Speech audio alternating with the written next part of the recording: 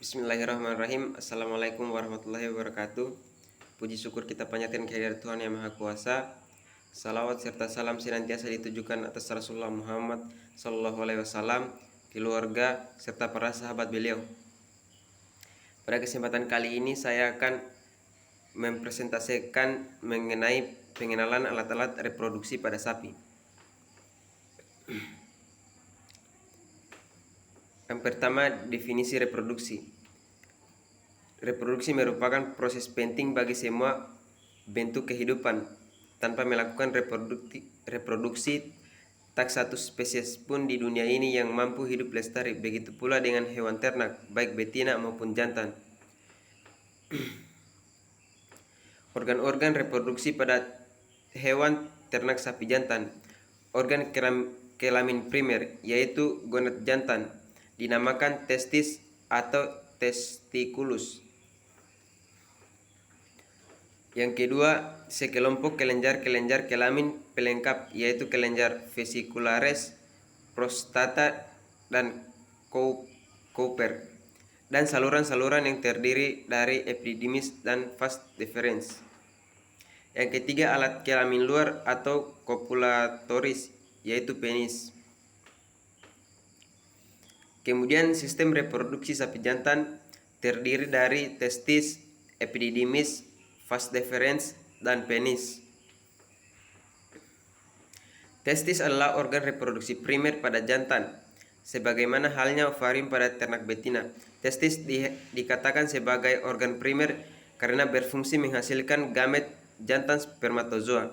Tahapan spermatogenesis yang meliputi spermatogonium, spermatosit primer, spermatosit sekunder, spermatid muda, dan spermatid matang.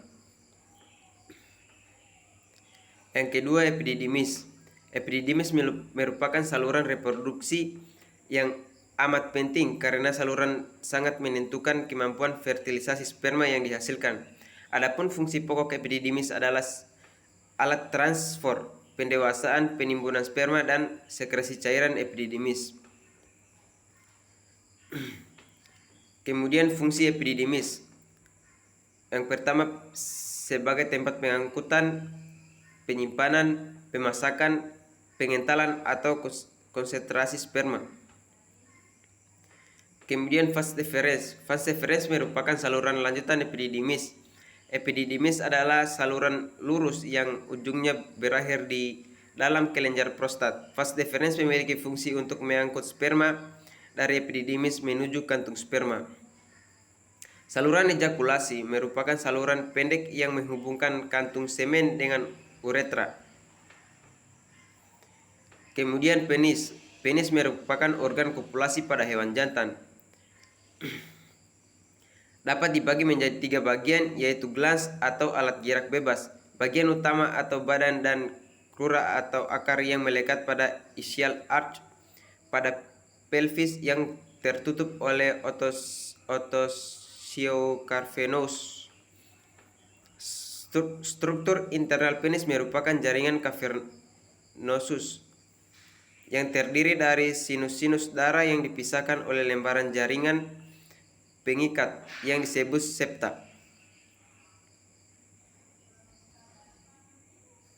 Yang kemudian organ reproduksi pada sapi betina terbagi atas 6 bagian. Yang pertama, ovarium, oviduct, uterus, cervix, vagina, dan yang terakhir adalah vulva. Ovarium adalah organ primer atau esensial reproduksi pada sapi betina seperti halnya testes pada hewan. Ovari dapat dianggap bersifat endokrin atau sitogenik karena mampu menghasilkan hormon yang akan diserap langsung ke dalam peredaran darah dan juga ovum. Ovarium merupakan sepasang kelenjar yang terdiri dari ovari kanan yang terletak di belakang ginjal kanan dan ovari kiri yang terletak di belakang ginjal kiri.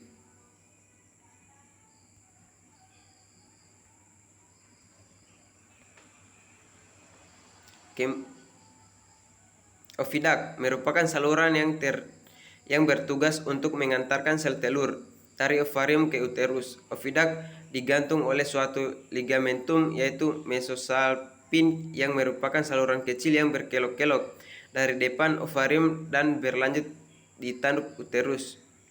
Oviduct terbagi menjadi 3 bagian. Pertama adalah infundibulum, yaitu ujung oviduct yang letaknya paling dekat dengan ovarium. Kemudian uterus.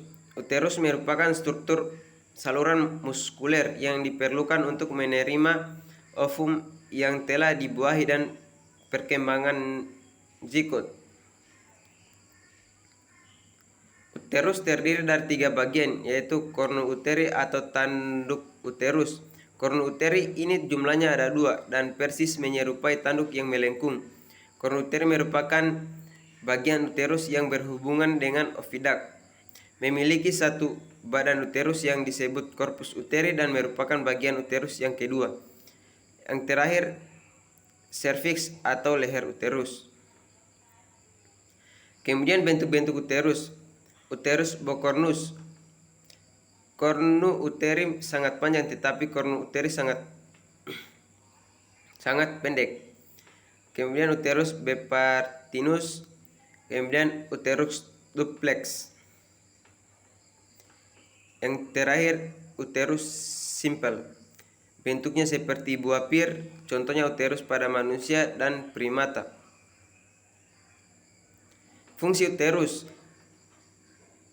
Pertama, saluran yang dilewati gamet atau spermatozoa akan membuahi sel telur pada ampula.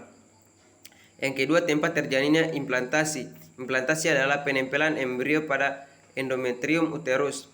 Yang ketiga, tempat pertumbuhan dan perkembangan embrio. Yang keempat, berperan pada proses kelahiran patrusi. Yang kelima, pada hewan betina yang tidak bunting berfungsi mengatur siklus estrus dan berfungsi corpus luteum dengan memproduksi PGF2 alfa.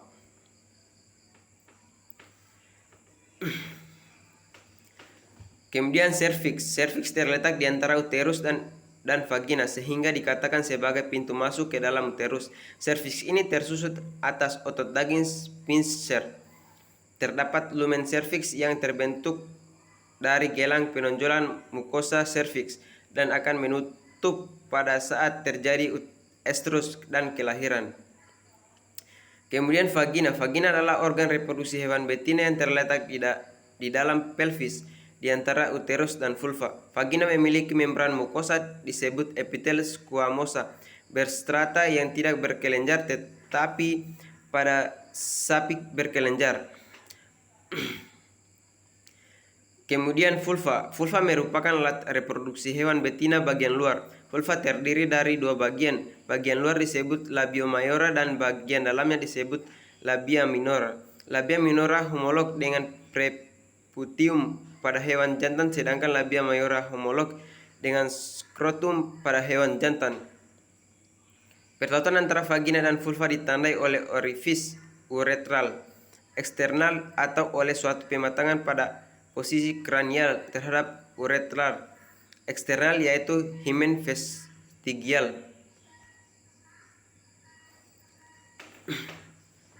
Itulah hasil dari presentasi saya terkait dengan pengenalan alat reproduksi pada sapi, baik sapi jantan maupun sapi betina.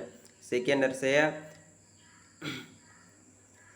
Dengan ucapan bismillahirrahmanirrahim. Assalamualaikum warahmatullahi wabarakatuh.